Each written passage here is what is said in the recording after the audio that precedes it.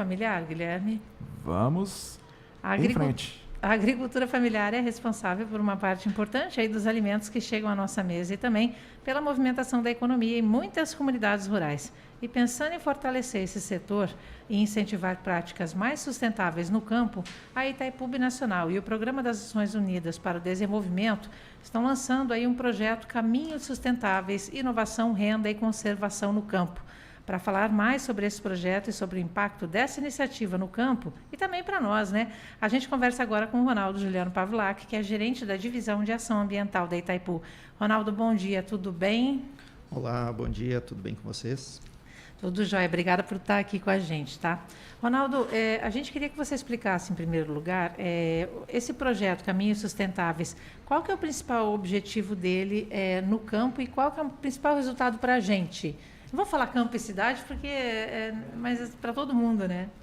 Exato, não, é um projeto que ele traz benefícios para ambas as áreas, tanto a área rural quanto a área urbana, né, na parte de produção de alimentos saudáveis lá no meio rural, que vai beneficiar a família do agricultor, o meio ambiente, e a gente já vai chegar como a Itaipu sim, entra nessa jogada.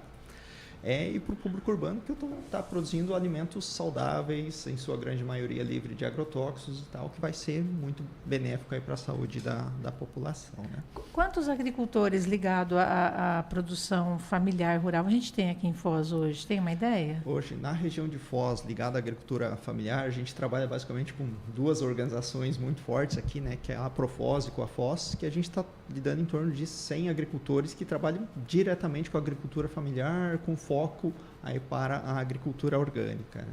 E deixa eu até te perguntar, para eu não fazer confusão, a agricultura familiar sempre é orgânica ou nem sempre? Nem sempre, nem sempre. A agricultura familiar, onde, assim, é um grupo de agricultores, né,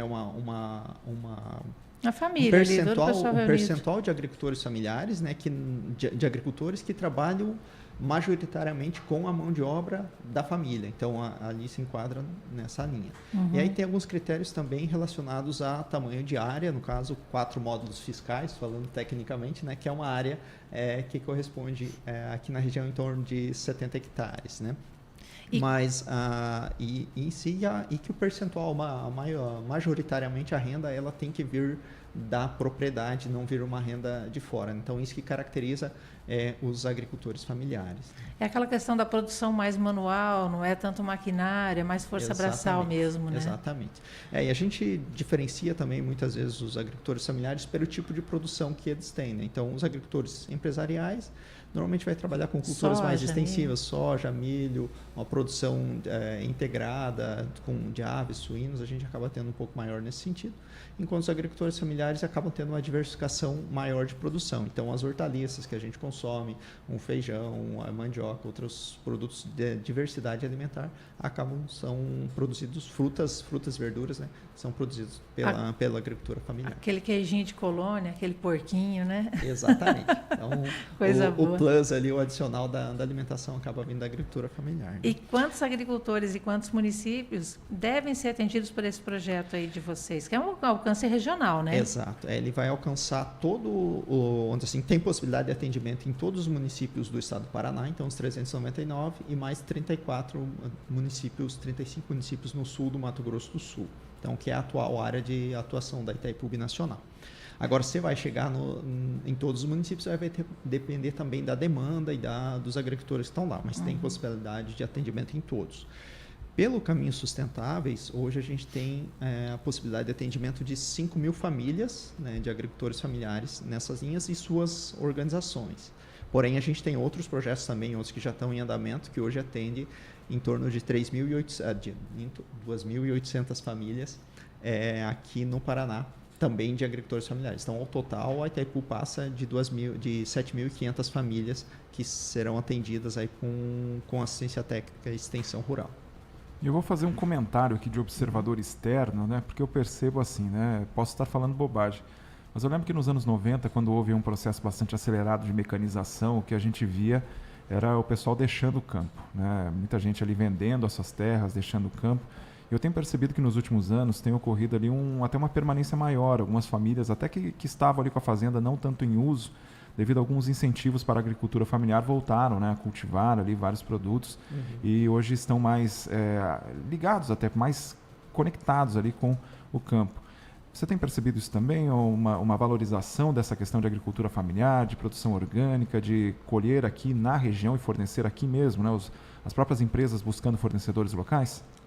Vamos dizer assim, esse é o nosso grande desafio, é a nossa grande intenção e que, vamos dizer assim, a gente tem percebido, claro, não só das ações da Itaipu, mas que as ações da Itaipu também contribuem significativamente para isso, né? São desde o ano de 2002, início de 2003, que a Itaipu tem ações relacionadas à agricultura familiar nesse sentido, seja com assistência técnica para a produção, seja com agroindustrialização. E aí eu quero chegar nessa resposta à sua pergunta. Então, um dos fatores as famílias estavam demandando de muita mão de obra, né? Então elas acabavam ficando nas propriedades. Com o tempo foi entrando a parte da mecanização, então os produtores mais tecnificados acabavam arrendando as áreas dos pequenos, dos outros produtores que tinham menos, e acabava que tinha um êxodo rural grande, então estava diminuindo a população rural. O que foi trabalhado muito intensivamente é a questão de como eu agrego valor para que essas famílias permaneçam lá no campo. Então foram trabalhadas várias ações nesse sentido. A primeira, a diversificação de culturas, e aí entra muito forte a assistência técnica que a gente vai estar trabalhando aqui, né? Que eu vou estar trazendo culturas que tragam maior valor agregado. Então, em vez de eu trabalhar com soja, milho, eu vou trabalhar com feijão, com a mandioca, com hortaliças, com frutas que tragam já um maior agregado à produção, ocupe a mão de obra dessa família também, e ela tem uma condição melhor de vida lá que se ela plantasse culturas mais extensivas. Uma segunda ação muito forte nisso é a questão da agrotransformação, a agroindustrialização. Então, o apoio, o incentivo e a transformação de alimentos, seja o queijo que a Cris comentou, seja uma geleia, seja uma compota, seja uma fruta desidratada, seja um pão, seja uma série de itens para que eu agregue valor a essa produção e eu também tenha a possibilidade de estocar. Então, em vez de eu pegar a uva que eu comercializaria ali nos meses de dezembro e janeiro, que tem um período limitado, uma vida útil curta de prateleira, eu posso transformar ela num suco, numa geleia, num vinho, e eu consigo estar agregando valor tanto em preço quanto em colocar em outras épocas do ano, então garantindo uma melhor lucratividade, uma maior rentabilidade para esses agricultores. Então isso faz com que as famílias permaneçam no campo. E aí você agrega também a questão de qualidade de vida. Eu estou numa área com menos movimento, com menos poluição sonora, com mais tranquilo, então você consegue trazer todos esses benefícios. A agricultura orgânica também ela entra nesse critério, porque ali, além de eu ter toda essa questão da agregação de valor, eu tenho um outro ágil que a gente chama ali, que é a questão de eu estar trabalhando com alimentos orgânicos. Então, eu tenho um apelo comercial maior e um apelo de saúde maior. Então, que as famílias procuram um alimento que vai ser benéfico para a sua saúde, né? Isso, durante a pandemia, inclusive, a gente teve uma pressão maior ainda pela busca de produtos orgânicos, justamente que as pessoas passaram a se preocupar ainda mais com a sua saúde e demandou mais ainda desses agricultores. Então, isso é algo que faz e está trazendo com que os agricultores permaneçam mais e muitos, inclusive, retornem. E o que a gente tem percebido também, muitas pessoas que não tinham relação, já tinham perdido a relação, assim, com o meio rural e que estão acabando retornando para a produção agrícola também, a produção agropecuária. Pavlak, esse projeto de vocês prevê assistência técnica gratuita, né, para essas famílias. Isso. Que tipo de orientação e apoio eles vão receber nas propriedades? Como é que vai ser isso? Então, a gente tem, no mínimo, 3 tipos de orientações diferenciadas, né? Então, como é que vai funcionar o projeto em si, né? Então, o projeto hoje, ele partiu de um desenho de uma assistência técnica que a gente conseguisse atingir todo o Paraná e o sul do Mato Grosso do Sul, e na lógica também das demandas dos agricultores. Então, a gente fugiu um pouquinho dos contextos. A Itaipu, até alguns anos atrás, tinha realizado algumas licitações de assistência técnica e extensão rural, num contexto mais como estava acontecendo a nível nacional também, os processos de assistência técnica e extensão rural. Porém, a gente percebeu um pouco que essa estrutura estava um pouco mais, a gente brinca até ali, era uma caçada de metas, muitas vezes. Você contratava uma empresa por via licitação. Para falar que tinha, ela ia lá, procurava os agricultores pulverizados na região, sem uma relação entre eles, e acabava sendo um CPF para a lista dele, para ele estar recebendo, e ela fazia uma assessoria, um encaminhamento e tal. A gente reestruturou todo o processo de qual forma? Então, a partir de nós estamos lançando um projeto grande de assistência técnica para a agricultura familiar, porém que vai partir das demandas dos agricultores. Então, os agricultores que estão orientados em associações cooperativas, então toda a Terra atual ela está baseada nisso, então eles têm que estar organizados em associações cooperativas. A gente lançou uma chamada, nós vamos ter assistência técnica, quem tem interesse, quantos agricultores vocês têm, quais os temas, quais as necessidades de assistência técnica vocês precisam, qual cadeia produtiva. Na região sudoeste eu tenho uma cadeia produtiva focada no leite, na fruticultura e tal. Se eu pegar na região norte, muitas vezes eu tenho mais na questão de agroindústria, mais no café, em algumas frutíferas diferenciadas. Então foi desenhado isso para cada região, onde os agricultores, as organizações de agricultores apresentaram as demandas de quantidade de agricultores que eles teriam necessidade de assistência técnica, bem como as cadeias produtivas que eles trabalharem. Nesse exato momento, a gente agora está indo nessas organizações, junto com a equipe do PNUD e as contratadas também do PNUD que vão realizar assistência técnica, fazendo esse diagnóstico com essas organizações de realmente quantos agricultores eles têm, quais os que têm maior necessidade de assistência técnica, para que a gente também não tenha sobreposição. Um ou outro agricultor já está recebendo de outra organização, eu posso atender mais um com esse recurso. Então, eu não vou sobrepor esse que já está sendo atendido e vou procurar realmente aqueles que têm uma maior necessidade de assistência técnica, melhor qualidade na sua qualidade de vida, né?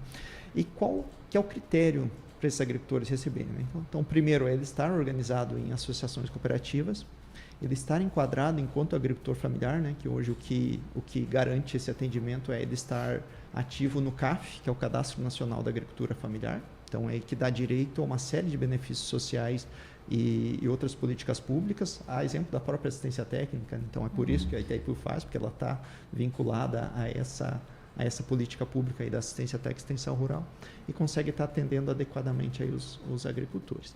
Então, a partir daí, aí os técnicos vão estar fazendo em si as assistências nas propriedades, aí com foco na produção, ou seja, a orientação para o agricultor no sentido de produzir. Ele é de olericultor, então quais são as variedades mais adequadas para cada período do ano, toda a orientação relacionada para a cultura que ele está trabalhando ali, né? Esse é um foco, que a gente chama de ATER produção ou ATER campo. Eu ia te perguntar do ATER. ATER produção, porque a ATER é a assistência técnica extensão rural, a gente usa a abreviatura aí, a gente acaba até muitas vezes não fala e para quem não é da área... Para vocês pesado. É fácil, mas para a gente fica ATER. E outra assistência técnica com foco aí na agroindustrialização que a gente tem ali dentro. E outro que é muito importante também, que é na gestão dessas organizações de produtores. Então, muitas vezes, a gente tem dificuldade contábil em fazer, vamos falar, como é que eu vou fazer meu imposto de renda desse ano? Putz, como é que eu lanço essa informação, essa renda que eu tenho? E muitas organizações de agricultores têm uma série de questões fiscais e contábil que eles precisam dessa organização administrativas. Então, a gente presta também um apoio administrativo fiscal na gestão dessas organizações. Então, no foco dessa assistência técnica, então, ela vai ter nesses 3 fatores. Na produção, diretamente lá na propriedade, na agroindustrialização e na gestão das organizações de produtores, que ali entra também toda a parte de comercialização. Então, que o foco é como que eu ganho escala para comercializar. Sim. Então, muitas vezes, o agricultor, puxa, eu sou um excelente agricultor, produz muito, mas não sou muito bom comercialização, né? E as organizações, então, cumprem esse papel na questão da logística, na comercialização, muitas vezes das compras institucionais, que a gente tem aí, PA e PENAI, que são uma grande demanda que a gente tem de alimentos de qualidade para alimentar. PA e PENAI é o Programa de Aquisição de Alimentos, muitas vezes alimenta até várias organizações, a PAIS, até o Exército, outros órgãos que tem ali. Então, é uma compra com doação simultânea. E o PENAI é o Programa Nacional de Alimentação Escolar, então que vai todo para a alimentação para a rede pública das escolas, né? Hoje, 30% por lei, na verdade já aumentou um pouquinho, está indo para 45%, né? Por lei de alimentos tem que ser da agricultura familiar, então eles têm que ser adquiridos, então essas organizações cumprem esse papel. E no Paraná, até 2030, a gente tem um outro papel importante, que a gente tem uma lei estadual que 100% da alimentação tem que ser orgânica. Nas escolas. Nas escolas. Então, desse adquirir da agricultura familiar, né? Então, tem uma pressão muito grande para a ampliação dessa produção, em que a gente quer contribuir fortemente com essa assessoria, justamente para garantir que a gente tenha produção orgânica para atendimento dessa grande demanda que vai ter aqui no estado do Paraná. Porque o mercado vai ter, né? O pessoal vai ter que trabalhar para... Exatamente. E esse projeto de vocês fala muito em práticas agroecológicas e uso mais eficiente de recursos naturais. Que mudanças isso representa no dia a dia das propriedades? E assim, a maioria dos agricultores está aberto a isso, Pavilac? Como é que vocês sentem assim, o feedback deles? Exato. O pessoal fala, mas a assistência técnica de vocês vai ser só para produção orgânica? Nenhum produtor começa orgânico. Por mais que a agricultura, assim, ela evoluiu e virou uma agricultura com insumos químicos, mas os agricultores estão aqui, eu não posso chegar lá também e mudar, não, agora você só vai trabalhar dessa forma. Então, as orientações que a gente tem, e hoje a gente tem disponível muitos produtos já também no mercado, muita tecnologia disponível, como é que eu altero o meu sistema de produção para que eu passe a produzir de maneira mais sustentável. Então, esse é o primeiro passo. Até porque também não é de uma hora para outra, esse é um processo todo, Exatamente, né? Tem todo um processo, tem todo um conhecimento. O agricultor necessita, vamos dizer assim, quando você tem uma cadeia produtiva estruturada, você está trabalhando com assim, o pacote tecnológico de algumas culturas, você tem tudo isso à mão ali para um momento de necessidade. A partir de você estar trabalhando de forma diferenciada com produção orgânica, você exige muito mais disso, né? E aí, nessa lógica, qual que são as orientações iniciais? Primeiro, eu vou começar desde lá de um controle biológico dessas culturas que hoje eu tenho muito disponível no mercado, né? Então já está ampliando seriamente isso. Então a gente já consegue facilitar bastante. E aí a gente vai evoluindo. Vai para um manejo integrado de pragas. Então, quando realmente eu tenho que aplicar? Eu vou seguir o calendário que a empresa passou lá para mim, ou eu vou seguir a necessidade real? Se está tendo praga, se não está tendo praga, se está tendo uma doença lá na cultura. Então, todas essas orientações são as mais adequadas, né? E aí isso interage diretamente a própria conservação do solo, cobertura de solo, tudo isso está totalmente alinhada com esse modo diferenciado de produção e que é onde a Itaipu quer chegar além disso, né? Claro, a sua missão hoje ela é trabalhar o desenvolvimento regional e o desenvolvimento ambiental dessa região, né? Então é importante que os agricultores se desenvolvam, só que a Itaipu também tem uma resposta grande com isso. Então, toda a contribuição de água que vem para o reservatório e que vem dessas propriedades, a gente garante que essa água venha com uma menor quantidade de nutrientes aí, que vão causar menos resíduos, menos eutrofização. Então, eu tenho um uso contínuo dessa água para alimentação humana, que nem aqui de Foz. A água do reservatório abastece abastecimento de Foz também. Então, eu já tenho uma água com menos contaminantes. E na questão da erosão. Então, tem uma menor quantidade de sedimentos que vem para o reservatório. Maravilha, então. Acho que estourou um tempo. Não, tem um minutinho ainda. Vou fazer só mais uma pergunta aqui. É o seguinte, né? Assim, eu, pelo menos, quando eu vou aos mercados, eu costumo olhar ali, né, nos grandes mercados aqui. Tem lá, por exigência de lei, até tem a plaquinha embaixo dizendo de onde vem, né, cada produto ali na feira e tudo mais. Aqui em Foz do Iguaçu, para quem quer encontrar os produtos da agricultura familiar, onde que a pessoa pode ir? Eu sei que no Mercado Barrageiro tem, né? Nas feiras, lá, onde que encontra disponível? Exato, a gente tem algumas feiras em Foz, tem uma ali na esquina da Paraná com a Silva Américo Sasdelli, aí, que ocorre normalmente às sextas-feiras, e tem outras feiras que ocorrem em outras regiões da cidade também, no Mercado Público Barrageiro. E a maioria dos mercados, normalmente os mercados, não só os das grandes redes, que a gente tem aqui, as grandes redes de supermercados também tem os produtos identificados, e muitos são de agricultores aqui de Foz, mas também nos mercados menores aí a gente acaba encontrando.